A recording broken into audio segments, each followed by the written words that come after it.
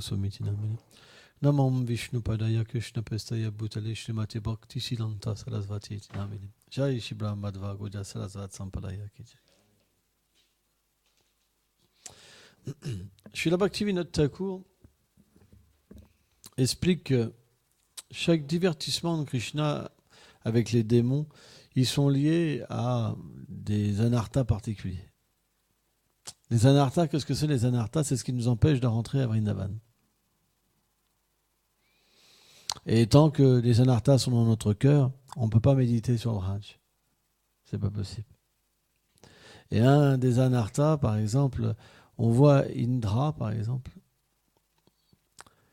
Indra ou Brahma, par exemple, qui s'en prennent directement à leur Seigneur suprême, qui sont envieux du Seigneur suprême.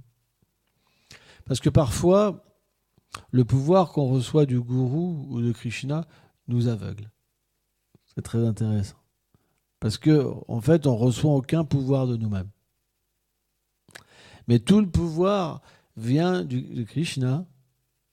Et comme l'associé du Seigneur suprême dans ce monde, le maître spirituel, c'est représentant Krishna, on reçoit le pouvoir du gourou, en fait. Et parfois, les disciples donc, peuvent s'enorgueillir et se critiquer le maître spirituel sans prendre au maître spirituel. C'est un principe, en fait. Mais qu'est-ce qui est arrivé à Indra? Indra s'est fait châtier. Qu'est-ce qui est arrivé à Durvasa Muni, par exemple? Durvasa Muni, quand il s'en est pris à Ambarish Maharaj et qui a châtié Ambarish Maharaj, pourtant Durvasa Muni, c'est une manifestation partielle de Shiva. C'est pas un être ordinaire. C'est un pur dévot. On voit cette histoire que les gopis vont même prendre le darshan de Durvasa Muni. Durvasa Muni a donné la bénédiction à Srimati Radharani que tout ce qu'elle cuisinerait, ça serait du nectar et que ça permettrait de prolonger l'existence, qu'une personne soit en bonne santé. Et Krishna, grâce à ça, il mangeait la cuisine de Radharani. Donc Durvasa Muni, c'est pas un être ordinaire.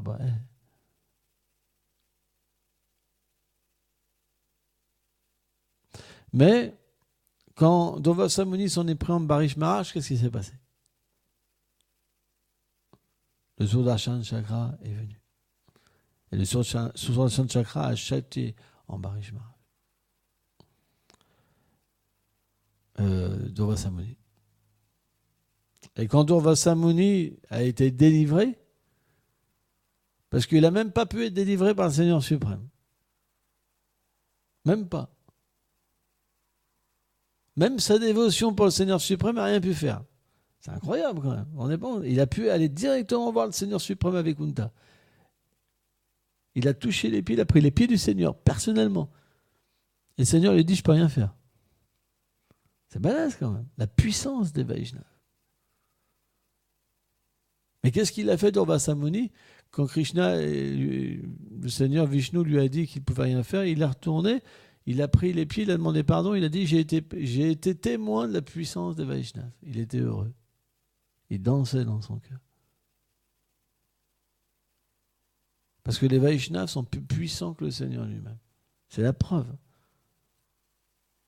Parce que Krishna est contrôlé par ses dévots.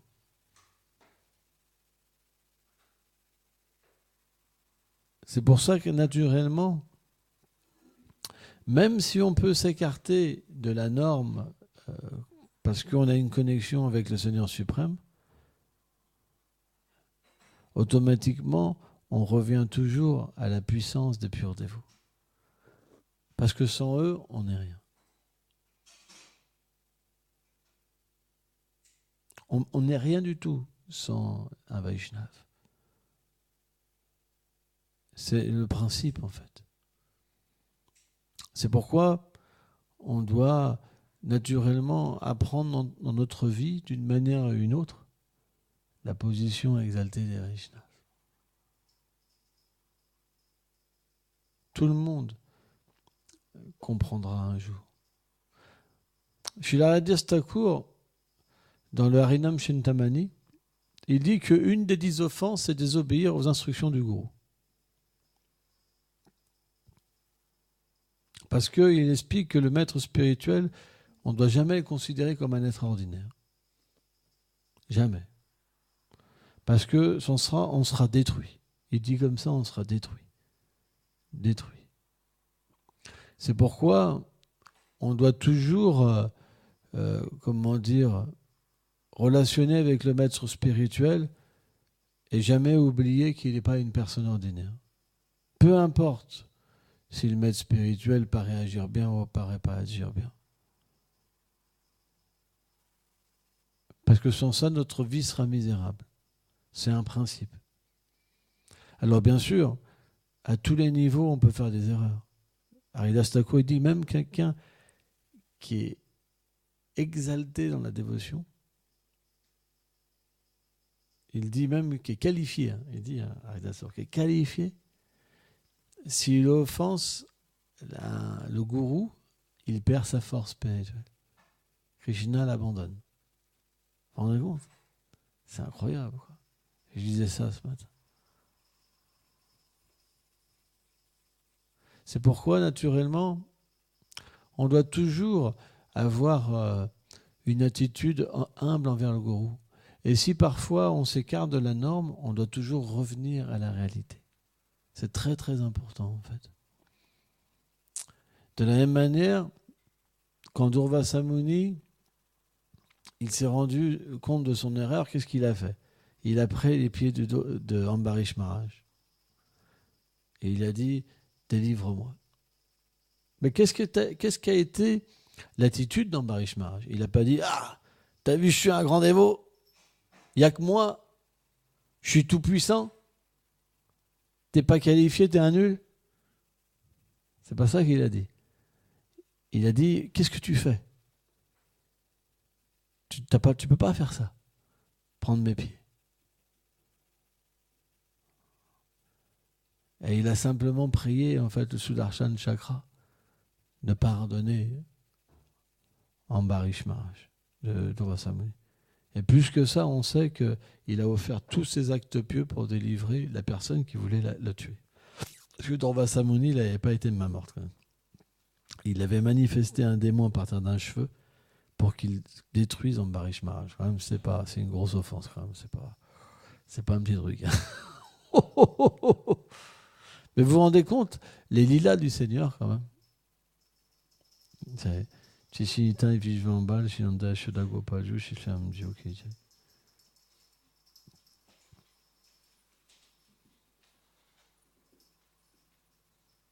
Vous vous rendez compte la nature des lilas du Seigneur pour nous enseigner. Haridas Thakur, il dit que même on ne doit pas prendre le siège du gourou, ses chaussures, même marcher sur son ombre. On doit véritablement tout respecter ce qui est à lui comme bas différent de lui. C'est pourquoi l'étiquette, elle est très élevée envers un Vaishnav. Et il explique que si cette étiquette-là, elle n'est pas observée, alors c'est la mort, la chute, en fait. C'est pourquoi les Vaishnavas sont miséricordieux. Krishna est miséricordieux. Et peu importe si on fait des erreurs ou pas, l'erreur, par la grâce de Krishna, nous sera profitable. Si nos actes de dévotion sont assez élevés. Parce que si la dévotion est assez élevée, automatiquement, on ressentira dans notre cœur qu'il faut se resituer. Parce qu'on est attaché à Krishna. Parce qu'on est attaché au Vaishnava. C'est comme ça. Mais on est dans un monde qui est extrêmement difficile. Pourquoi ? Parce que on assiste aussi à tellement de querelles entre Vaishnavas. C'est tellement difficile. Comment vous ne voulez pas ne pas faire d'erreur ? C'est vrai, hein ? Dans le Kali Yuga, c'est tellement difficile. Et même, il n'y a pas... Je suis sûr qu'il n'y a pas que dans le Kali Yuga, il y a toujours eu des histoires.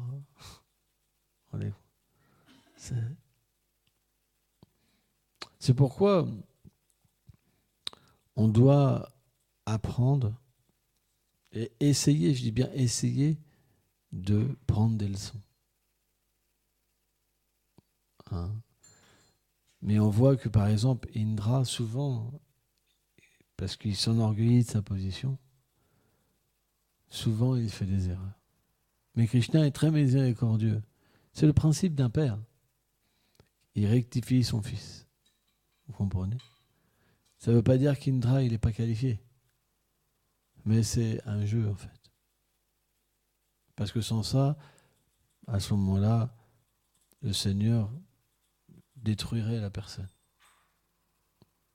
Donc, on doit être extrêmement prudent dans le chemin de la dévotion. Et il faut faire vraiment attention de la manière qu'on relationne avec les Vaishnavas. Il faut vraiment, vraiment faire attention. Parce que notre vie spirituelle, elle ne tient pas à beaucoup, en fait. Elle tient de la force qu'on reçoit de la Guru Parampara. Si la Guru Parampara s'en va, pouf, tous nos anarthas nous avalent. La concupiscence, de ceci, c'est fini. Si la Guru Parampara s'en va, plus de connexion. Notre connexion, elle vient simplement de la Guru Parampara. Or, dans ce monde, les gens peuvent avoir tellement de sortes de connexions. Et c'est selon la connexion qu'ils reçoivent la connaissance et qu'ils reçoivent finalement leur but, le résultat de leur but, le fruit de leur aspiration. Mais à la base, il y a toujours, on suit toujours une personne. Parce que le principe du maître spirituel, c'est que le maître spirituel, à travers la Guru Parampara, à travers le pouvoir qu'il reçoit, il peut amener un disciple à la perfection. C'est ça le principe. Mais Haridas Thakur, il dit que parfois, un gourou peut tomber. Il explique ça. Hein. Et il dit s'il...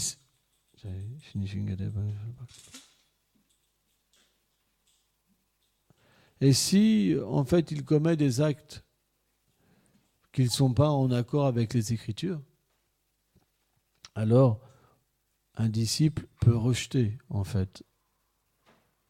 Il dit de la même manière, si un disciple s'écarte, le gourou doit le rejeter. Eh ouais, Haridas Thakur, il explique ça. Parce que sans ça, il s'ensuit des conséquences. Ah, c'est logique quelque part. Parce que si un disciple il recommence ses activités mauvaises, le gourou il prend tout. Quoi. Donc il dit que le gourou il doit rejeter le disciple. C'est l'instruction d'Haridas Thakur. Quand il parle dans ce dialogue avec Chaitanya Mahaprabhu. Il explique voilà, différentes choses. Mais il dit une chose, le maître spirituel, il ne doit pas être choisi par rapport à sa naissance, à sa caste. Parce que ce n'est pas la qualification désirée pour le gourou. Le gourou, en fait, sa qualification, c'est sa connexion avec Radha et Krishna. Parce que s'il n'y a pas de connexion, alors le disciple, il peut recevoir que des choses religieuses, quoi, externes, des règles, quoi. Il va suivre des règles, mais il ne pourra pas progresser. C'est pour ça que, naturellement, le principe du gourou, c'est un principe qui est connecté. C'est très important. Hein? Mais il dit, il y a deux sortes de gourous. Le Diksha Guru et le Shiksha Guru. Le Diksha, il donne les mantras. Et le Diksha et le Shiksha, il donne le Sambandhagan. Le Sambandhagan, finalement, c'est la compréhension de notre connexion avec Radha et Krishna. Parfois, Srila Bhaktivinoda Swami Prabhupada, chez Krishnas Kaviraj Goswami, explique que le Diksha Guru, il est aussi le Shiksha Guru. Il peut aussi. Hein. Mais dans beaucoup de cas aussi, il y a le Diksha et il y a le Shiksha. Parce qu'on n'est pas forcément, un disciple pas forcément au début, il ne connaît pas son rasa par exemple. Il n'est peut-être pas forcément dans le même rasa qu'avec le Diksha Guru. Donc après, il peut se diriger vers un Shiksha Guru, par exemple. Hein? On n'est pas dans un principe de sectarisme, on est dans un principe de... Sridhar Maharaj, il disait une terre de gourou. On est dans un principe d'appréciation. On est dans un principe d'amour. Un maître spirituel qui n'apprécie pas que son gourou, il va voir d'autres Vaishnavas, c'est qu'il y a un problème. Il est attaché à la position, par exemple. Il y a un anartha. Par exemple, Indra, quand Krishna il a dévié son adoration, il s'est mis en colère. De la même manière, le gourou qui a cet anartha-là, si son disciple il va voir un autre gourou, il développe la colère. Vous comprenez, quoi? C'est comme ça. Il y a cet anartha-là. C'est pourquoi, si on a de tels anarthas, on ne peut pas entrer à Vrindavan. Mais qu'est-ce que dit Bhaktivinoda Thakur? Que si on médite sur ces lilas-là, on peut se débarrasser de ces anarthas. C'est très intéressant, en fait. Si on a ce problème en nous, on doit méditer sur ce genre de divertissement. Et voir comment Indra il a attaqué les Vrajbasi. On voit quand on veut la position, on attaque les habitants de Vrindavan. On est dur avec les Vaishnavas, tu vois. Mais c'est pas une bonne chose. Il faut pas être comme ça. Parce que de toute façon, la force qu'on met sur les Vaishnavas, elle reviendra contre nous. Et c'est ce qui s'est passé. Il est beau frapper, il n'y a rien qui se passait, Indra. Et à un moment, quand il a voulu jeter sa foudre, le Seigneur suprême, en fait, il a tout absorbé. Même lui, il s'est retrouvé dans une telle position qu'ils ont eu peur, et lui, ils ont disparu. Là, le soleil est revenu, la pluie, tout s'est arrêté, tout est devenu comme avant. Et après, Indra, il est venu, tout penaud, accompagné de Surabi pour se faire pardonner. Parce qu'il avait réalisé, en fait, que son pouvoir l'avait enorgueilli. C'est comme ça qu'on apprend. C'est quelque chose qui est très important. Krishna fait ça, et encore ça, et encore ça, et encore ça. Parce que c'est la nature du Seigneur que de glorifier son dévot. Et c'est ça qui est extraordinaire. Parce que un pur dévot, par exemple comme Bodhayan Maharaj, c'est des personnes que, comment dire, qu'on ne peut pas détrôner. C'est intéressant comme principe.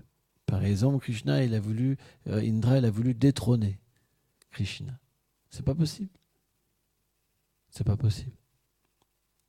On doit comprendre que la position de ces êtres, elle est supra-matérielle. Elle est au-delà du monde matériel. Elle est transcendantale. Comme ce sont des représentants du Seigneur suprême, automatiquement, on ne peut pas se battre contre des personnes comme ça. C'est pas possible. Parce que qu'est-ce qu'on reçoit? L'illusion. La seule chose qu'on peut faire, c'est tomber dans l'illusion. Vous comprenez? Donc, parfois, comment dire, des Vaishnavas se querellent entre eux. On a vu ça même vivant, les Vaishnavas qui se querellent entre eux, mais on ne doit jamais prendre parti d'un Vaishnava. C'est un principe. Jamais, jamais, jamais. Parce qu'on sera détruit. Notre dévotion s'en ira. Nos problèmes vont arriver. Nos désirs matériels vont revenir. On va se retrouver comme on était il y a des années très rapidement. En quelques instants, tout s'en va. Et on va se retrouver dans une détresse qui est illimitée. Or, naturellement, qu'est-ce qui se passe? Krishna est miséricordieux. Pourquoi il nous met dans cette situation-là? C'est pour nous faire voir, comme à Indra, que c'est pas possible. La position du gourou, elle ne peut pas être défaite. C'est comme ça, c'est un principe. Krishna a fait ça comme ça, vous pouvez faire ce que vous voulez, c'est pas possible. C'est comme quelque chose qui ne pourra jamais changer. C'est une loi indétournable. Même Durvasa Muni, qui est un puissant sage, il a voulu détourner cette loi, mais ça, en fait, sa compréhension à la fin, c'était quoi? J'ai pu voir personnellement la puissance d'un Vaishnava. Et finalement, Durvasa Muni était tellement heureux. Pourtant, il a souffert. Mais sa réalisation, c'est qu'en fait, il a eu une miséricorde spéciale. Parce que Krishna lui a fait voir la position d'un Vaishnava. Et Durvasa était heureux. C'est spécial. C'est pour ça, dans toutes les circonstances, les dévots du Seigneur, ils apprennent. Même dans leurs erreurs. Ils ne voient pas les choses négatives. Négatives. Avec un S. Je fais une petite correction. Ils ne voient pas, en fait, ils peuvent toujours progresser dans toutes les circonstances. Parce que c'est la nature du Seigneur de nous redresser et nous permettre de progresser. Parce que c'est difficile de progresser. Être abandonné, c'est quelque chose qui est difficile. C'est extrêmement difficile dans ce monde matériel. Or, l'abandon, il vient naturellement par des expériences douces ou amères. Mais elle viendra. Mais le résultat est le même. Qu'on commence amer ou qu'on commence par un bon goût, le but, c'est d'y arriver. Et l'abandon, c'est pas un abandon de peur. C'est un abandon, on comprend que quelqu'un est plus élevé que nous. Quand on comprend que quelqu'un est plus élevé que nous, quand on comprend qu'on ne peut rien faire contre quelqu'un, bah, on baisse les bras. Parce qu'on comprend que c'est au-delà de nous-mêmes. Qu'il n'y a rien qui pourra changer, qu'on peut être que d'une certaine manière. Et à ce moment-là, on accepte finalement dans notre cœur de devenir nous-mêmes un Vaishnava. Mais Krishna a ses plans. Vous comprenez? C'est naturel, c'est normal. Pourquoi ça viendrait pour tous de la même manière? C'est pourquoi, comment dire, on doit véritablement avoir un culte approprié au gourou, au Vaishnav. Pas léger. Haridas Thakur, il explique qu'avant d'adorer Radha et Krishna, on doit adorer le gourou. Avec tous les articles. Padyam, Margam, Machamanam, etc. Et après, une fois qu'on a adoré le maître spirituel parfaitement, qu'on a pris l'autorisation de lui pour adorer Radha et Krishna, ou Gauranga Mahaprabhu plutôt, parce que nous on passe par Gauranga, à ce moment-là, on peut adorer Gauranga. Et après Gauranga, Radha et Krishna. Mais si on veut adorer Radha et Krishna directement, il n'y aura aucun effet. En fait, ça sera juste de la tricherie. On pensera avoir une relation. Mais les portes de Goloka Vrindavan nous seront fermées.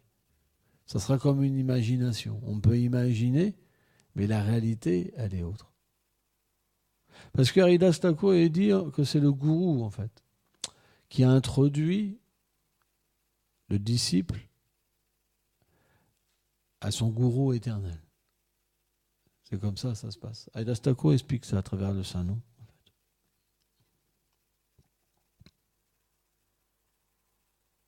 Après, ce qui diffère de certaines institutions, c'est que Haridas Thakur, par exemple, il dit qu'à un certain niveau, le gourou, il révèle le nom, la forme, l'habit, etc.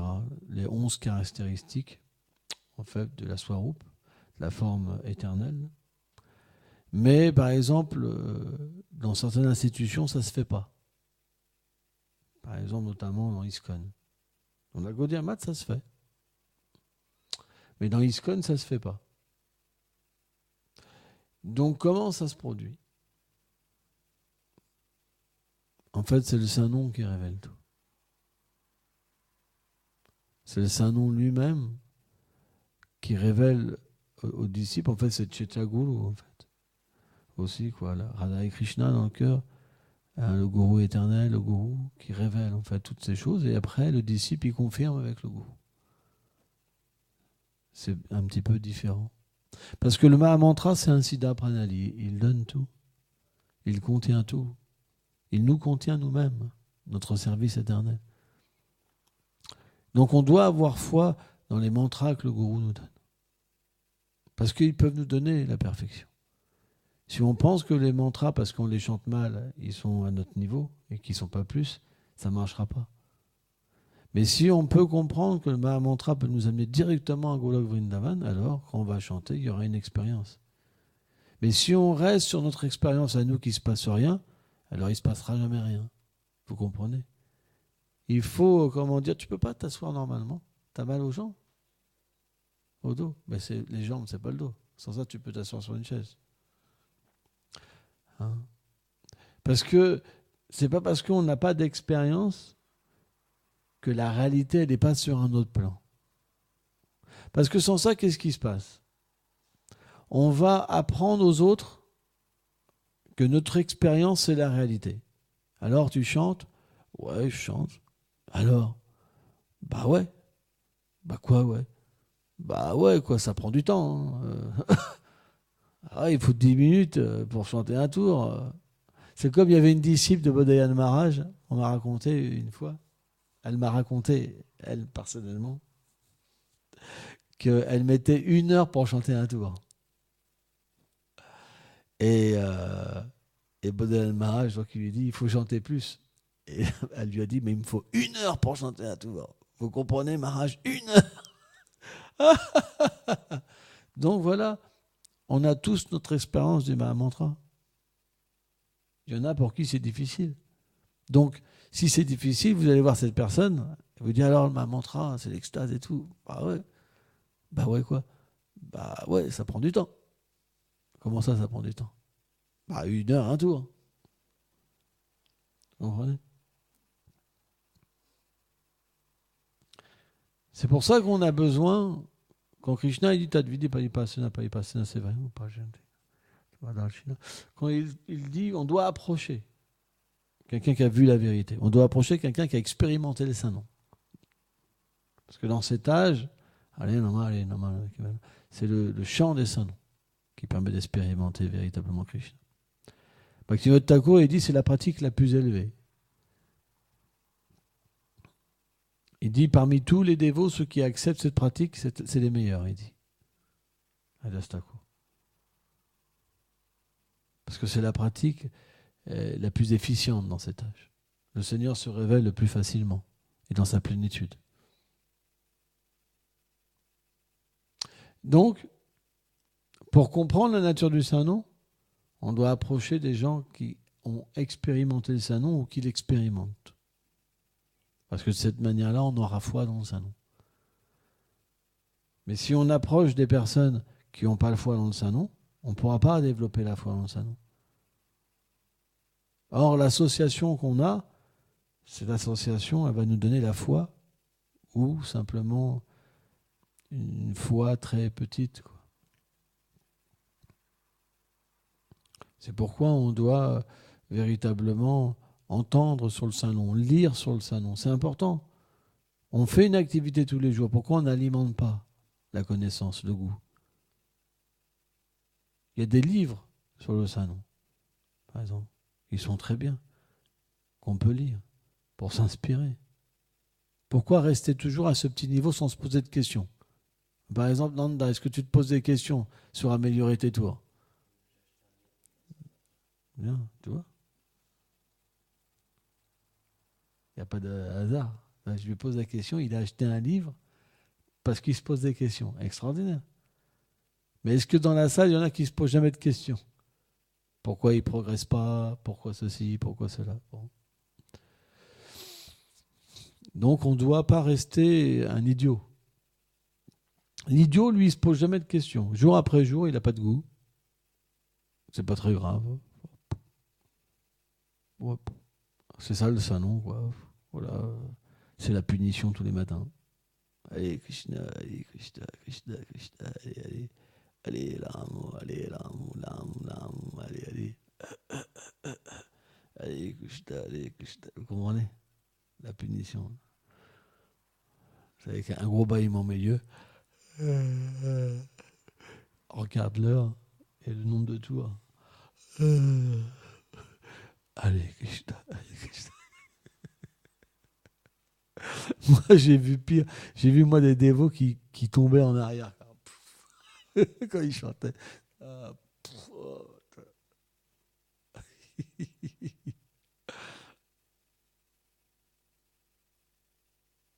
c'est pas.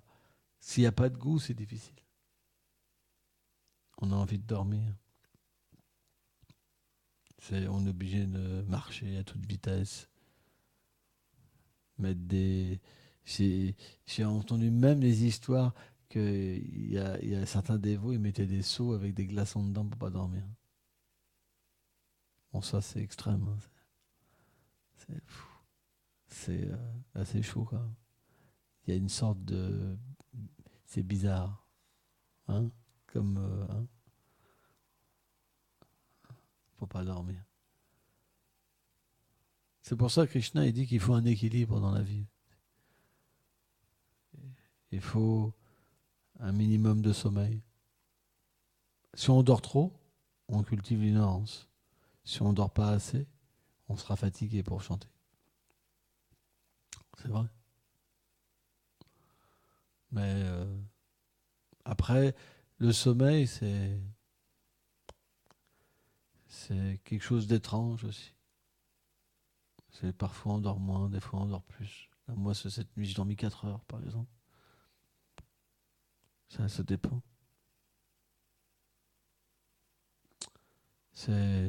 On doit dormir ce qu'on a besoin. Après, maximum, ce que j'ai entendu, c'est 7 heures. Après, c'est trop dans l'ignorance. Il faut se battre un peu aussi. C'est les 3 gunas, quoi. C'est juste l'influence de l'énergie matérielle. Si on pratique mieux, on va graduellement moins dormir aussi. C'est l'influence de l'ignorance fait dormir. L'énergie spirituelle permet qu'on dorme de moins en moins, en fait. Pourquoi ? Parce qu'il y a ce désir de progresser, de ne pas perdre de temps. Par exemple, quelqu'un qui cherche à gagner de l'argent au niveau de la passion, il va presque pas dormir parce qu'il pense à faire ses affaires et tout, il n'a pas le temps. Mais ça, c'est la passion matérielle. Dans la vertu, il y a ce même principe, mais pour le Seigneur suprême. Et c'est pas quelque chose qui est fait à coup de café, de caféine, Hein, moi, à une époque, quand je travaillais dans la restauration, il y avait des serveurs, ils buvaient jusqu'à 35 cafés par jour. Parce qu'ils dormaient presque pas, parce que ce qu'on appelait, ils doublaient leur journée. Ils faisaient 2 jours de suite, en fait, ils doublaient. Donc, ils buvaient jusqu'à 35 cafés pour tenir le choc. Ça, c'est ce qu'on appelle la passion. Mais dans la vertu, on peut travailler dur pour le Seigneur suprême. Parce que c'est le principe de la vertu. Quand on est dans l'inhérence et la passion, on passe beaucoup de temps à parler, à rien faire. Des journées entières. Juste à blablabla, blablabla, blablabla, blablabla, blablabla, blablabla. On n'est pas organisé, on perd du temps. Le principe de la vertu, c'est qu'on est organisé. On peut faire beaucoup de choses. Dans l'ignorance, on ne fait rien. Par exemple, une personne qui est influencée par l'ignorance, elle va faire 100 fois moins qu'une personne qui est dans la vertu, quoi. Parce que c'est un principe. Quelqu'un qui est dans l'ignorance, il est toujours débordé. Il ne peut rien faire, il est débordé. Parce que l'ignorance, ça veut dire qu'on n'arrive même pas à bouger. Vous savez, tout est difficile, tout est compliqué. Puis on pète un câble dès qu'il y a même 2-3 trucs qui nous viennent. Alors dans la vertu, c'est clac, clac, clac, clac, clac, clac. Toutes les solutions, elles viennent. Vous comprenez ? Parce que c'est le principe de la vertu. La connaissance se manifeste dans les sens, dans le mental, dans l'intelligence. Vous comprenez ? Alors que dans l'ignorance, c'est le test. C'est le truc dans la vertu, ça prend 2 secondes. Je vois des dévots ici, ils argumentent pendant 1 heure. Il y aurait 5 minutes pour le faire, ils ont perdu 1 heure pour ne pas le faire. C'est le cas classique de quelqu'un qui est dans la passion et l'ignorance. Vrai ou pas? C'est une réalité. Il y en a plein. Ils se reconnaîtront. Alors que ça aurait pu être fait tout de suite. En plus, quand on argumente, on est malheureux, on est énervé, c'est la passion. Alors que la vertu, on fait les choses, puis hop, on est satisfait parce que ça fait plaisir au Seigneur suprême, parce qu'on le fait pour lui, parce que voilà, hop, on prend un truc, on le fait, c'est pour lui, hop, on prend un truc, on le fait, c'est pour lui, hop, on prend un truc, c'est fait pour lui. Parce qu'il y a du bonheur, il y a la félicité. On ne voit pas c'est les toilettes, on ne voit pas c'est l'hôtel, on ne fait pas de discrimination, on voit le service au gourou Gauranga Radha Krishna. C'est le principe de la vertu. Mais dans la passion, il y a une discrimination. Alors moi, je suis comme ça, je ne vais pas faire ça. Vous comprenez?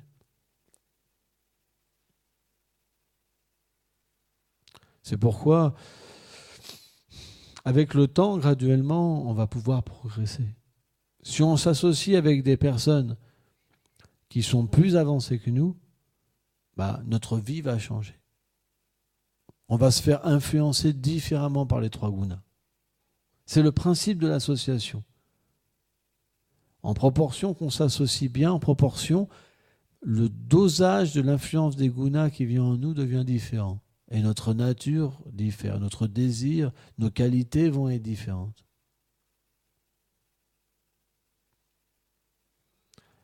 Quand on devient influencé par la vertu, on devient un serviteur. Il y a de l'humilité, il y a de la compassion qui apparaît, le bon respect, le fait de pouvoir comprendre que chercher le respect, ce n'est pas une bonne chose. Donc on commence à voir les pièges. Il y a aussi des pièges dans la vertu, mais on peut commencer à voir certaines choses. Mais dans la passion, on ne voit pas tout ça. On s'identifie à quelqu'un un grand Vaishnav. Allez, on prend beaucoup de fessées, quoi. C'est normal. Ça, c'est les symptômes de la passion, en fait. Les symptômes de la passion, c'est qu'on peut même frapper sur les grands Vaishnavas. Donc, si on est influencé par la passion, c'est inévitable. Si on est influencé par l'ignorance, c'est inévitable. Par la vertu, c'est inévitable. Voilà. On a une situation en ce moment et on doit simplement apprendre à l'engager et pas faire n'importe quoi, pas tomber dans des pièges. C'est pourquoi les pièges vont venir. La nature matérielle est experte à faire tout un plan pour qu'il y ait un gros piège qui arrive, c'est le gros truc. C'est gros comme une maison, mais on tombe dedans. Là, c'est le gros truc, mais on tombe tous dedans. Allez, attaque. Blah. C'est un peu ça. Des fois, quand c'est des petits pièges, on dit « Ah là là, c'est un piège, ça. Hein » Mais le gros truc, ça peut se voir à 100 km, personne ne le voit parce que c'est trop gros. Ah là, ça nous avale tous. On est bien d'accord. C'est un peu ça, quoi. L'histoire du monde matériel, c'est un peu ça, quoi. Hein? Parce que le gros piège, il est toujours lié au pratishta. Parce que quand il y a une conception qu'on nous attaque, alors là, on ne voit plus rien. Il a osé m'attaquer. Moi qui suis si grand. Comment il ose m'attaquer? Il faut bien répéter pour que ça prenne vraiment comment il ose? Vous comprenez? Donc, le Seigneur est expert à nous faire progresser. L'humilité, quand Indra, il a reconnu ses torts, il est devenu très humble. Il est devenu très, très, très humble. Pourquoi? Parce que Krishna a avalé son orgueil. Quand il a pu voir que tous ses pouvoirs n'avaient aucune substance. Rien. Ils ne pouvaient rien faire à Krishna, mais rien du tout. Les nuages de la dévastation, imaginez-vous, Samvartaka, un truc de fou. Des colonnes de pluie tombaient. Des colonnes.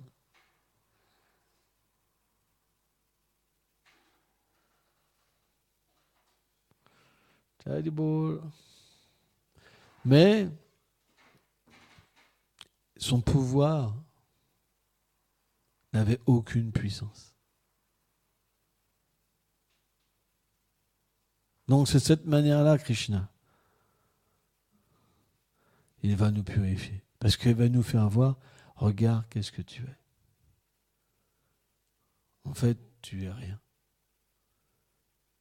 Et de cette manière-là, on peut véritablement comprendre qu'est-ce qu'on doit être. Qu'est-ce qu'on doit apprendre aux autres. Est-ce qu'on doit apprendre à devenir comme Indra ? Indra, c'est ce qu'il fait avec ses serviteurs. Mais une fois qu'il a été corrigé par Krishna, qu'est-ce qu'il apprend à ses serviteurs ? À bien se comporter. Donc il est là le but. Le but, c'est que on doit véritablement enseigner la véritable dévotion. Et la véritable dévotion, naturellement, elle vient parfois d'erreurs, parfois d'enseignements, mais on reviendra toujours se centrer dans une authenticité. Parce que la vie d'un dévot, c'est qu'il ne peut pas vivre sans connexion avec Radha et Krishna. Un matérialiste, oui. Si on est un dévot matérialiste, on fera des erreurs, on ne reconnaîtra pas nos erreurs, et même si on tombe, on ne verra pas la différence. Parce qu'on est déjà tombé quelque part. Il y a juste un habit extérieur, mais intérieurement, on est un matérialiste. Vous comprenez ça ? Mais si vous avez un haut niveau de dévotion et que vous pouvez méditer sur les divertissements Radha Krishna, et même, on va dire, commencer à comprendre votre relation éternelle avec le Seigneur, et d'un seul coup, tout s'arrête, là vous direz non, vous ne pouvez pas sacrifier ça. Parce que vous n'avez plus rien dans le monde matériel. Le monde matériel, vous appartenez plus au monde matériel. Vous ne pouvez pas revenir dans ce monde-là. Parce que votre identité elle est sur un autre plan. Vous comprenez ça ? Donc automatiquement, vous vous resituez. C'est pour ça que, comment dire, on a des exemples où des grands dévots se sont resitués. Indra, ce n'est pas un être ordinaire, c'est une manifestation d'Arjuna. Parce que tous les habitants de Golok Vrindavan, la Gopi Arjuni devient Arjuna, etc. Et Arjuna, il est une manifestation partielle. Indra, une manifestation partielle d'Arjuna. Ce n'est pas un être ordinaire, Indra. Pensez pas. Sanatana Goswami explique ça.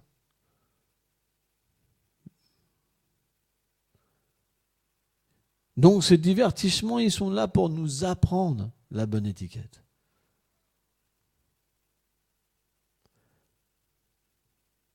Et notre étiquette, c'est que, en fait, le disciple, il prend simplement la miséricorde du Gourou. C'est pourquoi, comment dire, je rends mes humbles hommages à Srila Bhakti-Vibhuda Bhajan Goswami Maharaj. Et je prends sa poussière sur ma tête. Parce que sans ça, qu'est-ce que je suis ? Rien. Vous comprenez ?